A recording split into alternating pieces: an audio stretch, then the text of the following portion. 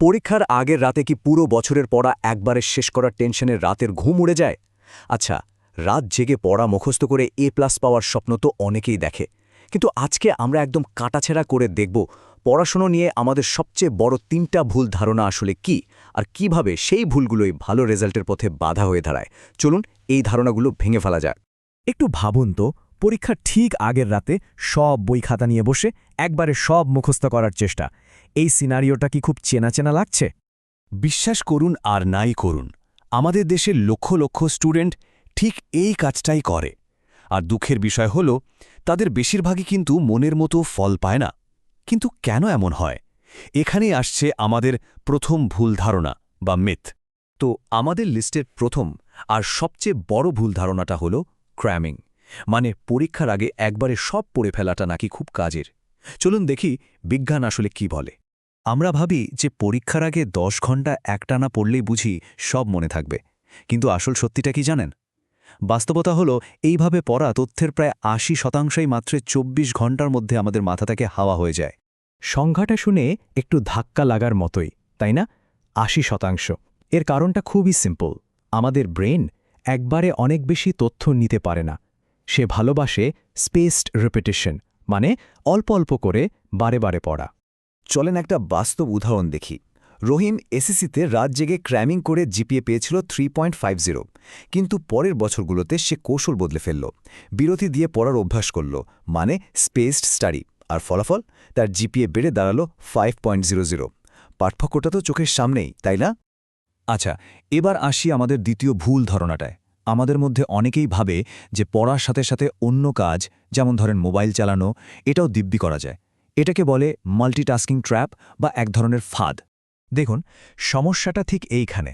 পড়াশোনার সময় মাল্টিটাস্কিং করলে আমাদের মনে রাখার ক্ষমতা প্রায় ৪০% কমে যায়। তার মানে যা পড়া হচ্ছে তার প্রায় অর্ধেকই মাথা থেকে হাওয়া হয়ে যাচ্ছে। এর পেছনের বিজ্ঞানটাও কিন্তু বেশ ইন্টারেস্টিং। স্ট্যানফোর্ড ইউনিভার্সিটির একটা গবেষণা বলছে, একবার অন্য কোনো দিকে মনোযোগ দিলে, ধরুন ফোনের একটা নোটিফিকেশন চেক করলেন, এরপর পড়ায় পুরোপুরি ফোকাস ফিরে পেতে ব্রেনের প্রায় ২০ মিনিট সময় লেগে যায়। ধরেন সোনিয়ার কথাই। এইচএসসিতে ফোন পাশে রেখে পড়ার কারণে তার জিপিএ ছিল 4.00, কিন্তু যখন সে ফোনটা দূরে রেখে পড়া শুরু করল, তার জিপিএ বেড়ে দাঁড়ালো 4.80। শুধু ছোট্ট একটা অভ্যাস বদলানোর কারণে এত বড় একটা পার্থক্য। চলুন এবার আমাদের ৩ নম্বর মিথটা নিয়ে কথা বলা যাক। এটা হলো সেই বিশ্বাস যা আমাদের বলে যত বেশি ঘন্টা পড়ব ফল তত ভালো হবে।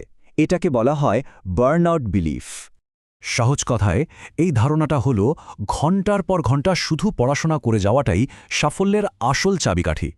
কিন্তু আসলেই কি ব্যাপারটা এতটা সোজাসাপটা? একদমই না। গবেষণা বলছে একটানা ৫ ঘন্টার বেশি পড়াশোনা করলে আমাদের প্রোডাক্টিভিটি বা কাজের ক্ষমতা প্রায় ৫০% পর্যন্ত কমে যেতে পারে। মানে ব্রেনটা তখন এতটাই টায়ার্ড হয়ে যায় যে নতুন কিছু আর নিতেই পারে না।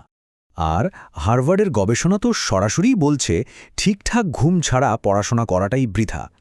কারণ ঘুমের মধ্যেই কিন্তু আমাদের ব্রেন একটা লাইব্রেরিয়ানের মতো কাজ করে।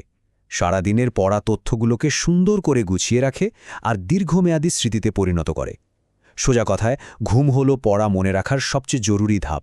তাহলে এতগুলো ভুল ধারণা ভাঙার পর এখন প্রশ্ন হলো, সফল হওয়ার আসল বিজ্ঞানটা কি? চলুন এবার সেই আসল কার্যকরী কৌশলগুলো কি কি তা দেখে নেওয়া যাক। আসল সাফল্যের সূত্র কিন্তু মাত্র ৩টা। প্রথমটা হলো স্পেসড রিপিটেশন, মানে আজকে যা পড়া হলো তা কয়েকদিন পর পর একটু ঝালিয়ে নেওয়া। দ্বিতীয়টা হলো ফোকাসড সেশন, টানা ২৫ মিনিট মনোযোগ দিয়ে পড়ে ৫ মিনিটের একটা ব্রেক নেয়া, যাকে আমরা পোমোডোরো টেকনিক বলি। আর ৩ নম্বর এবং সবচেয়ে জরুরি, ৭-৮ ঘন্টা গভীর ঘুম নিশ্চিত করা। চলুন একটা উদাহরণ দিয়ে স্পেসড রিপিটিশন ব্যাপারটা একদম পরিষ্কার করে ফেলি। ধরুন ইতিহাসের ৫টা তারিখ মুখস্থ করতে হবে। প্রথম দিন ১০ মিনিট সময় দিন, দ্বিতীয় দিন মাত্র ৫ মিনিট রিভিউ করুন, এরপর পঞ্চম দিনে আরেকবার চোখ বুলিয়ে নিন। দেখবেন ১ সপ্তাহের মধ্যেই তারিখগুলো মাথায় একদম গেঁথে গেছে।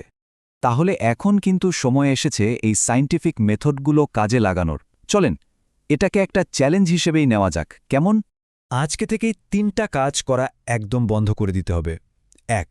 পরীক্ষার আগে রাতে জেগে সব পড়ার চেষ্টা করা যাবে না। ২. পড়ার সময় ফোন বা অন্য কিছু নিয়ে মাল্টিটাস্কিং করা চলবে না। আর ৩. বেশি পড়ার লোভে ঘুমকে বিসর্জন দেওয়া যাবে না। আর সবচেয়ে মজার ব্যাপার কি জানেন, এই বৈজ্ঞানিক পদ্ধতিগুলো শুধু একটা ক্লাসের জন্য নয়, বরং এসএসসি এইচএসসি থেকে শুরু করে একেবারে বিশ্ববিদ্যালয় পর্যন্ত সব লেভেলেই সমানভাবে কাজ করে। লক্ষ লক্ষ স্টুডেন্ট কিন্তু এই কৌশলগুলো ব্যবহার করেই অসাধারণ ফল পেয়েছে। এবার শেষ করার আগে নিজেকে একটা প্রশ্ন করুন তো, এই যে 3টা ভুল ধারণার কথা বললাম, এর মধ্যে কোনটা পড়াশোনার সবচেয়ে বেশি ক্ষতি করছিল বলে মনে হয়? ভুলগুলো ছেড়ে দিয়ে আজ থেকেই চলুন স্মার্ট পড়াশোনা শুরু করা যাক, আর নিজের চোখেই দেখা যাক ফলাফলে কেমন পরিবর্তন আসে।